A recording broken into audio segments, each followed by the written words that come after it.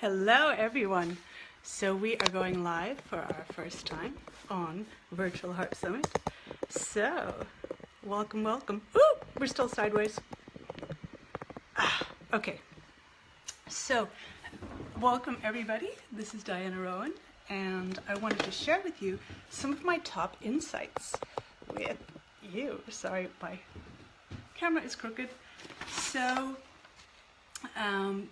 Virtual Harp Summit is a lot of different things. It's a lot of information all at once. So I thought it would be really useful for you if I would share my top takeaways, which are also your top takeaways. We did a wonderful survey, and I can't even tell you how many responses we had, hundreds and hundreds. So I've been going through them, pages and pages of all this stuff. And I came away with the biggest takeaways. And what I love about that is that we can organize a massive amount of information into a very short period of time. So, the biggest takeaway that people had was that technique is a total body experience. It's a mind, body, soul type experience.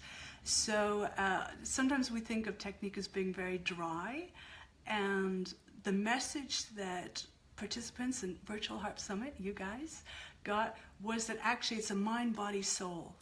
And you really want to take your whole presence into your technique. And suddenly that makes things way, way more interesting. Because if technique is just these mechanical exercises, that is not so motivating, right? That is not so exciting. So when we can think of it as, wow, this is a complete approach to playing the harp, using our mind, using our body, using our emotions and our soul, then technique suddenly becomes very compelling. So some of the great comments were that people learned you play with your whole body, your mind and your soul.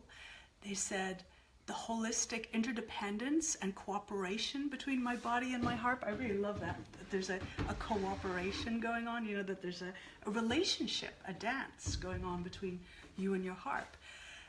What were other brilliant things people were saying? Thinking not only about my hands and fingers being in the proper position, but thinking in terms of my entire body, from the feet first all the way to the top of my head. So what a different attitude towards technique, and one I'd really love you to think about for the next while, that technique is really a total body experience. And perhaps we can really go out on a limb and say it's not just your body, it's going to be almost a soul experience, very much an emotional experience.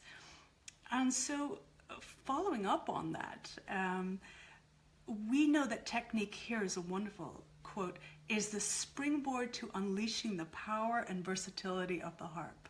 So there's a real sense of how technique allows your artistry to come out, that there's a reason for technique. There's a reason beyond mechanical movements or just getting good at something. So along with that, someone said that technique nourishes freedom and artistry. Oh, I love that. I love that. So there are many reasons why we want to be with our technique, so then let's get into some practicalities. Here's my third big takeaway. So the first one is a total body experience, and the second one is that technique actually unleashes your artistry. And then the third thing is that although there are certain anatomical kind of constants, body mechanics that are common to us all, in fact, it's a very diverse landscape that we have in our harpistry. And so while it's important to learn these fundamentals about the body, and Motoshi, for example, he talked a lot about fundamentals of anatomy. Claire was talking about Alexander technique. Angie was talking about general posture.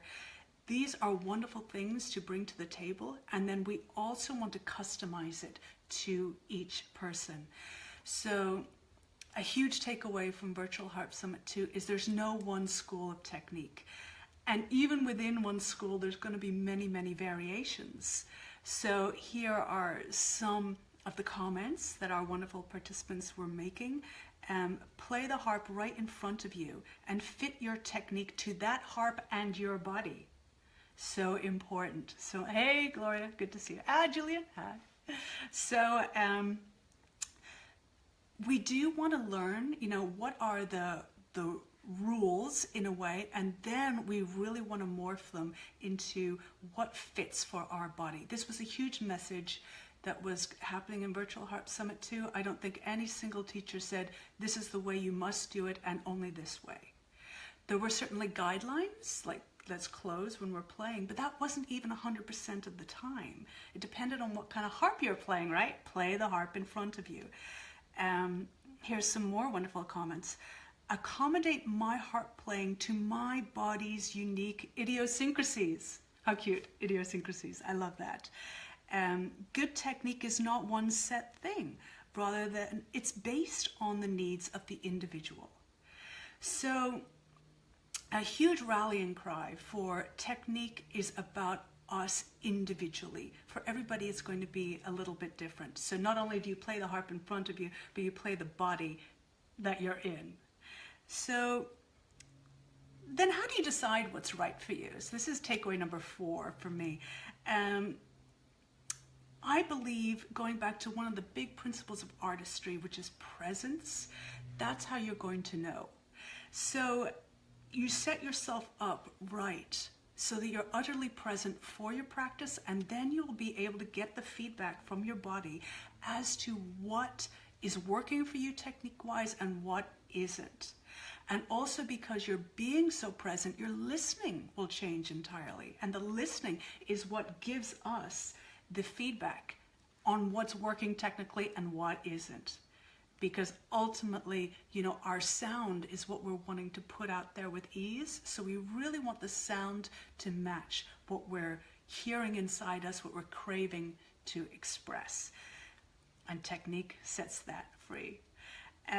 So in terms of presence, my recommendations are setting yourself up right from the get-go, getting into the right state before you even address your harp, and making sure your environment is right. Your harp is in a place where you can see it. It's on a stable floor. A huge popular one was bench height. Bench height makes a massive difference in every single note that you play. So you can help yourself decide what's right by setting up your space and your state. And we had a lot of advice on how to get into the right state with mindset. Matoshi was talking about that. Diana Stark was talking about breathing before we go into playing. I talked about the 7 steps of centering, which is my favorite technique. So when we then get into this centered or present state, that's when we can actually slow down and listen. In this whole step number 4 of my takeaways, in presence, slowing down and being mindful is critical. So slowing down is actually part of technique. And then from this place of presence, you can make your decisions technically as to what is working and what isn't. And this could seem like, wow, that's a lot, that's very overwhelming. Don't worry, go from the known, what does feel comfortable, capitalize on that, and then slowly go a little bit on your edge.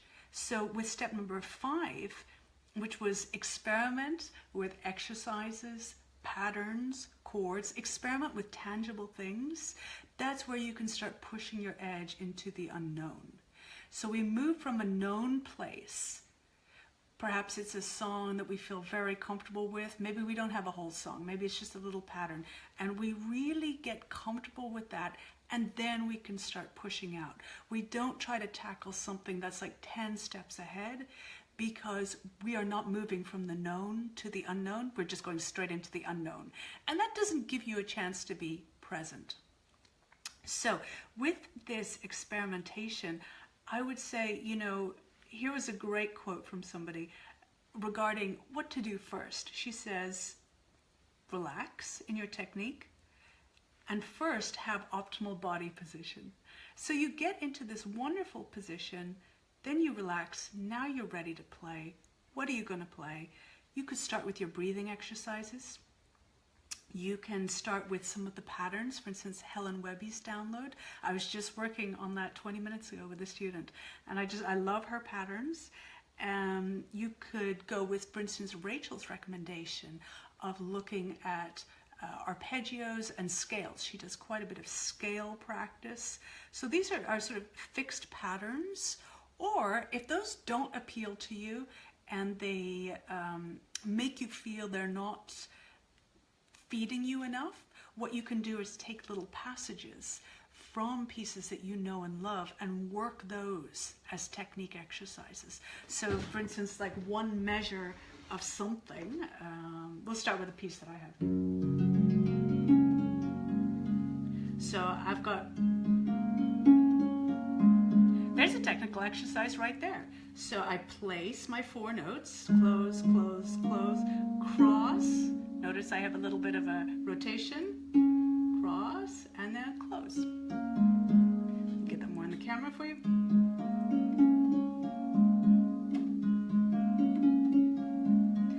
And I love this because it's in the context of a song. The left hand. Get more left-handy for you in the camera here. So it's just a big common 1-5-1 pattern, or in terms of finger numbers, it's 4-2-1. And so I'll look at that technically. What's going on? I'm coming in and I'm placing, close, close, close, come out.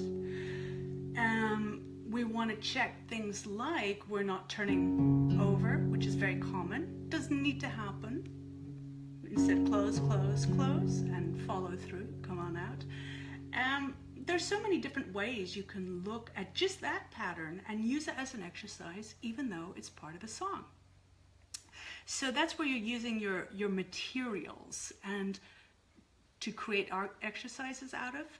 And make sure those are small, because if you play a big long passage and then you play it again, that's not really a technical exercise because there's too many things going on. Instead, just break it down to something very, very tiny. Again, go from the known to the unknown. So let me give you a quick summary of what we're talking about so far. The biggest takeaways from Virtual Harp Summit 2. So these are the survey results. This is only one question, by the way.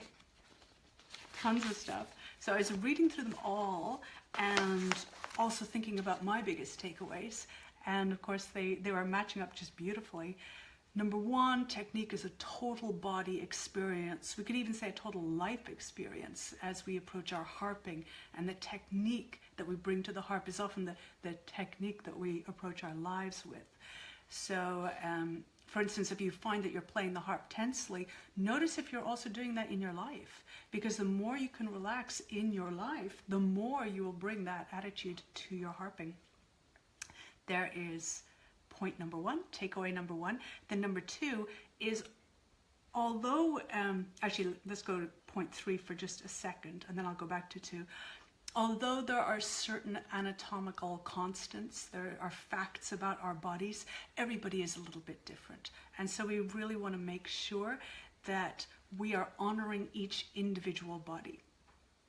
Now, the exciting thing about technique is that it really is, I love this quote, the springboard to unleashing the power and versatility of the harp, right? And the power and versatility of you. It gets to come out through technique. Because I'm a firm believer that people have emotions inside them that they want to share. It's not like very many people don't have emotions. Most people very much do. It's just a question of how do you get that out? And I don't think that's only for the chosen few. I think technique will really unleash that, as that wonderful quote says. And it nourishes freedom and artistry. So those are the exciting things about technique. Why do we want to do this? Why do we want to do that kind of work? Because it gives you the freedom. Okay, so we know that everybody's a little bit different regarding what's going to work for technique. So how do you decide what's right for you technically? That would be step number 4, presence. Approaching your practice in a state of presence. If you approach it from sort of a hectic point of view or like a little bit panicked, it's very hard for you to perceive what's working for your body and what isn't. And it's also harder actually to hear Because, you know, when you're having a difficult conversation and it's hard to hear somebody, you know, because you're like, oh, that can happen in our harping too, you know. We're kind of nervous to hear what's going to come out. But can we approach the harp instead? Like, okay, I'm going to listen. I'm here. I'm listening. I think that can radically change our approach to technique. And so in this presence, it's setting yourself up in the right state, the right space to play, and then also slowing down, because only by slowing down can we actually hear, both through our ears, but also through our body, perhaps with our soul too. So then we get to experiment with our tools for technique. What are they going to be? What's going to work for you? Is it exercises? Is it excerpting from pieces like what I just said? So whatever you choose is going to be small segments, because we can only really work through these things in small parts. So yeah, these are just sort of my top 5 takeaways. There were some other really fun things that were coming out, such as, and I'm seeing your comments here, hey Kemp, good to see you. Hi, Janice. So it was this idea of community, that people were really feeling, wow, our harp world is actually much more connected than I thought, or at least I can connect with them more than I thought. So that was coming out and empowering people to feel like, oh, you know, I can learn, I can progress. And also, you know, people were amazed at the variety of harps and different types of harpists, you know. So not only do we have loads of different types of harp, but we have everybody playing those harps differently, which is so cool. And another sort of favorite little thing for me was teachers who are watching and saying, I'm feeling affirmed in what I'm doing. I'm also inspired to take on these other new concepts. So so across the board, it was pretty exciting stuff. So those are my 5 top takeaways, and they are completely in line with what you guys were sharing in the survey. And just to run through them really quick again, I know I'm repeating myself, but the thing is that there was more than 50 hours of material in Virtual Harp Summit 2, and that's a huge amount to digest. So what I'm trying to do here is digest this for you in just a few minutes. So this is the super quick recap. Technique is a total body experience. Secondly, technique is what will set your musicality free.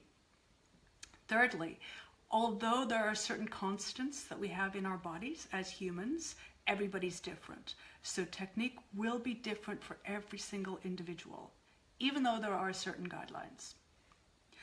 How do you decide what's right for you? Well, presence. By approaching your practice with presence, with your technique with presence. And from there, you experiment. So you become present, and now what are your materials? What are your little tools to experiment with? You can't just experiment with inspiration, as much as that is a huge motivator for me. You know, I actually need a tool. And so that could be anything from particular exercises.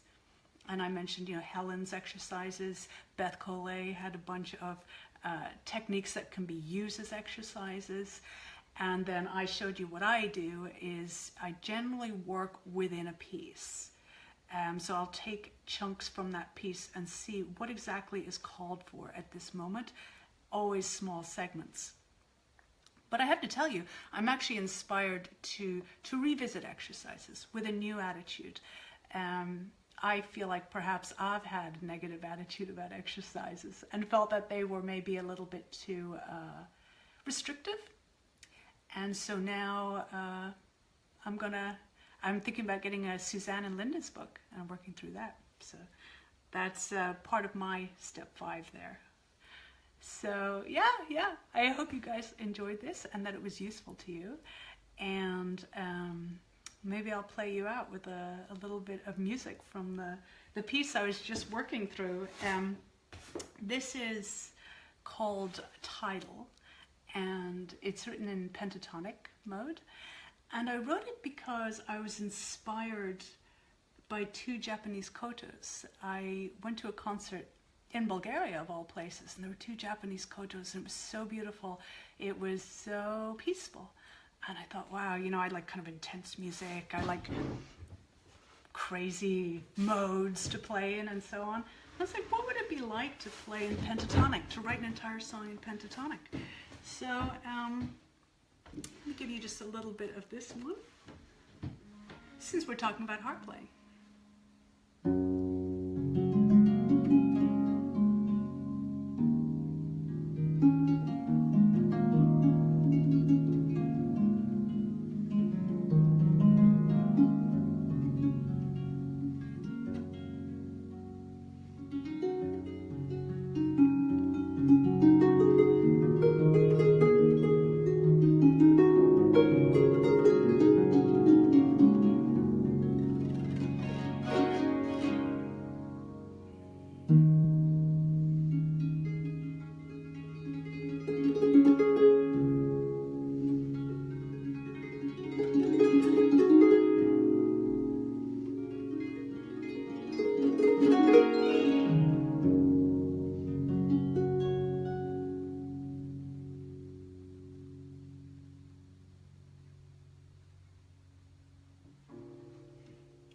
So there's a bit more to it than that, but I'd love to take any questions if you have any. I think you can type them in, yeah.